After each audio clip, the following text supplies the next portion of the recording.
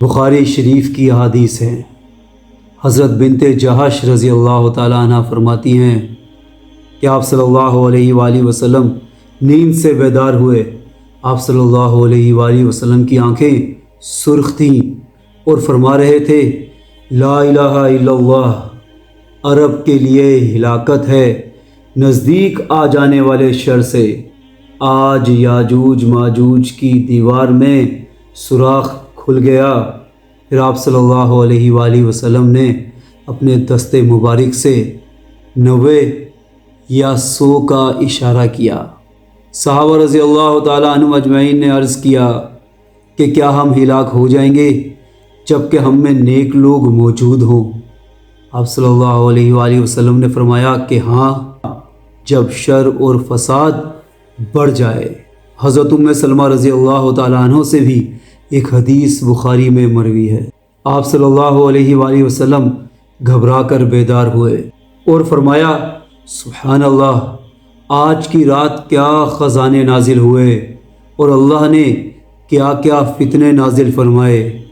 کون ہے جو حجروں میں رہنے والیوں کو بیدار کرے کہ وہ نماز پڑھیں؟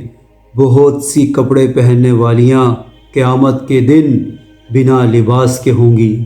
حضرت اسامہ بن زید رضی اللہ تعالیٰ عنہ فرماتے ہیں کہ حضرت محمد صلی اللہ علیہ وآلہ وسلم مدینے کے ایک قلعے پر آئے اور فرمایا، کیا تم وہ دیکھ رہے ہو جو میں دیکھ رہا ہوں؟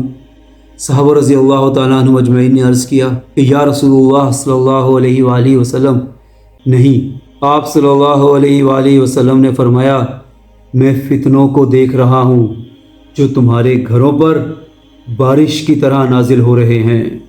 حضرت ابو ہریرہ رضی اللہ تعالیٰ عنہ سے بخاری میں مروی ہے کہ آپ صلی اللہ علیہ وآلہ وسلم نے فرمایا، قیامت کے قریب علم کم ہو جائے گا، شور شرابہ رہ جائے گا اور فتنے ظاہر ہوں گے اور حرج زیادہ ہوگا۔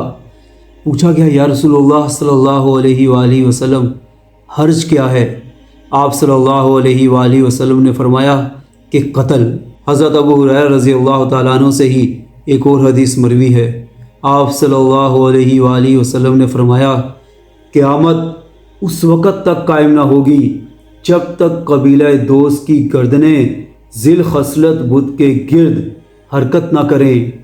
قبیلہ دوست عربوں کا ایک قبیلہ ہے اور ذی الخصلت ان کے ایک بت کا نام ہے۔ یہ قبیلہ اس بت کی پوجا کیا کرتا تھا۔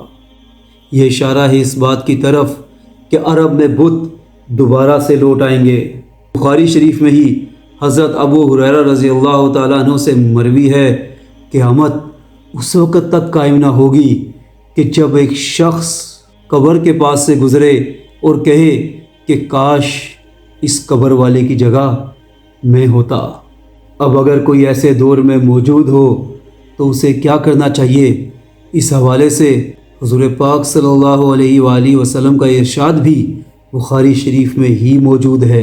حضرت ابو ہریرہ رضی اللہ تعالیٰ عنہ فرماتے ہیں، ان قریب بہت سے فتنے ظاہر ہوں گے جس میں بیٹھنے والا کھڑے ہونے والے سے بہتر ہوگا اور کھڑا ہونے والا چلنے والے سے بہتر ہوگا اور چلنے والا اس دروازے والے سے جو اس لیے کھڑا ہو تاکہ اس کا مقابلہ کرے۔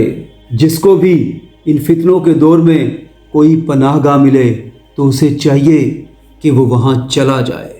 یہ ساری کی ساری روایات علامہ ابن کثیر رحمۃ اللہ علیہ نے اپنی کتاب بدایہ و نہایہ میں نقل کی ہے۔